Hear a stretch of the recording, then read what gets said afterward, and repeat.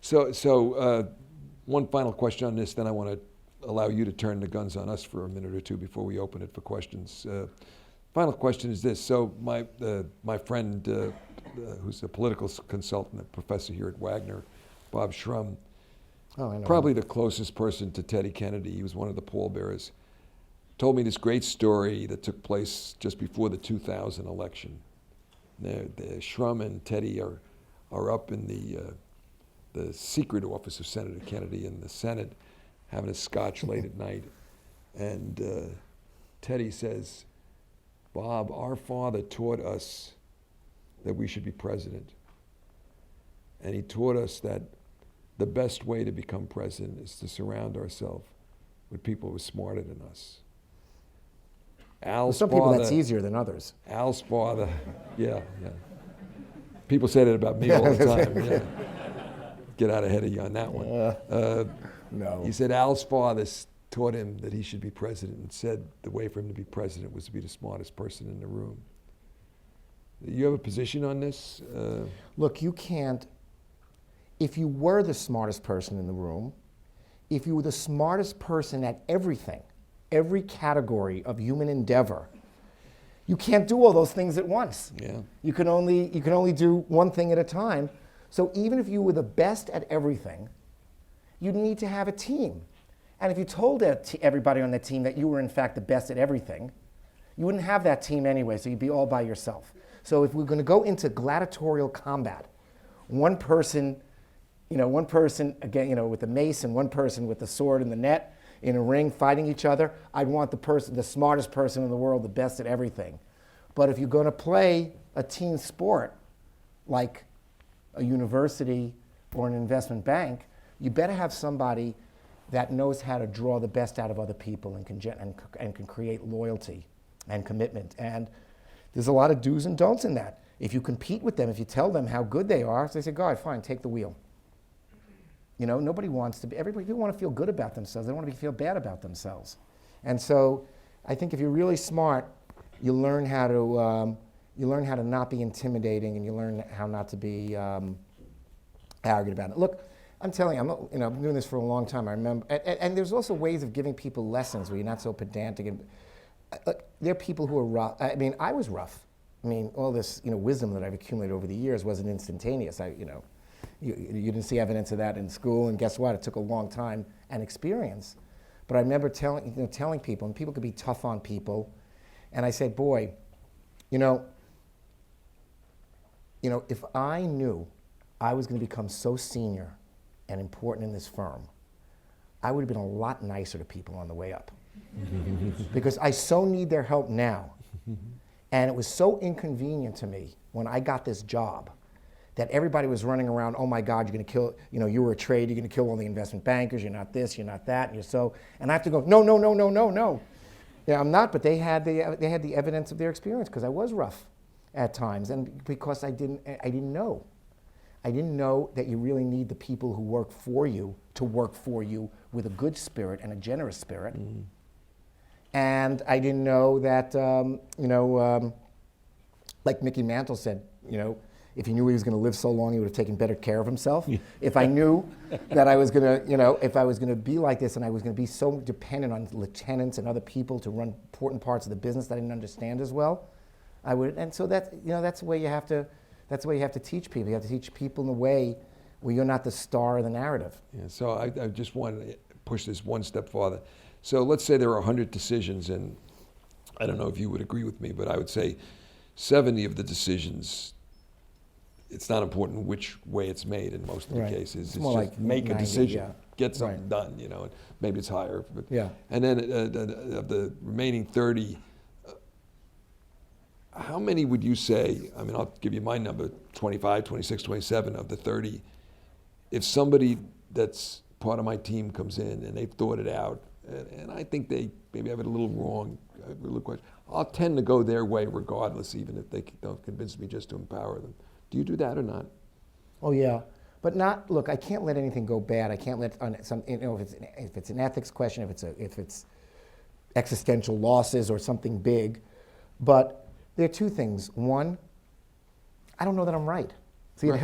It helps to be you can ask the same question from the point of view that I know I'm right. Will I let something happen that's a little bit off, even though I know it's a little bit off, just to sustain my relationship with the What's the supplicant? answer to that?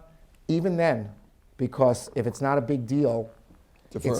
it's not worth because at some point, for two reasons. One, you have to assess the damage to the relationship, and two, if it's my decision, I own it. They won't say it's yours, a pox on you. Yeah. But guess what? It's yours, a pox on you. Yeah. And so I own it, and I don't want to be there to manage it through. Yeah. And then this third level of it is, guess what? I really don't know whether I'm right or not. Right. And this person's a really capable person and capable and has a track record. And if they're long 7 times in a row, they're not going to be around. Right. So they wouldn't be there. So last topic before we throw it open. What are we, a university, and not just NYU in specific, but universities in general, business schools in particular, what are we not doing that you think we should be doing? Gee, I'm not sure. I've been away from, I'm away from it, but on the other hand, I'm like the college coach who gets older every year, but the kids stay the same age because we take in new people. I don't know. I'm not that, I think there's a lot of debate. I like it. I think there's a lot of anxiety about it. Obviously, technology, obviously you're going to have to deal with the leverage element. How are people going to learn? Is it going to be a winner take all if there's some professor that gives the best lectures ever in the life of Frederick the Great? Is everybody going to listen to that person's lectures on video, and so no one else will teach German history, in their own? So I don't know. You have to, the pressure and the tension of that, and to upgrade the technology and pay for the wiring and all those things, but also how it's going to be taught. And it's in flux like everything else. But things were always in flux. I'm sure there was always an issue on that, and that's just the life that we lead, trying to navigate those things and not be hysterical about it. I think the other issue, especially for a university like this, which is a broad university, is specialization and teaching a trade or career, let's call it, versus the value of a broad liberal arts education. And I think it's more popular these days to say, like, we should have a few people who can, education's for a number of things. First of all, education is selfishly for you and your enjoyment of life. But I also think, and I'm of the school, and it's less popular now because people would like everybody, Britain has the A's and the O levels and things like that. Japan, they kind of pick you. In India, they pick you. Here, you can have a general education. People saw the value in it, and now they're questioning it. We're in a recession, there's unemployment. If only you had this skill, you could get a job, but now you're out of work. It takes you a year and a half to get a job. I would say, obviously the answer is going to be somewhere in the middle. Not everybody should be general, breadthy liberal arts. But I would say more than the rhetoric would have, because I would say to be successful, first of all, you don't know where your career is going to go. You could pick something, and it might be something that's irrelevant 5 years from now or 10 years from now. Students are very good, like everybody else, about being lagging indicators and picking what was good to do, and who the hell knows. Look, the big professions that all of you want to go in today didn't exist 15 years ago. Silicon Valley wasn't Silicon Valley, it was Route 128 in Boston. How'd you like to be, big difference.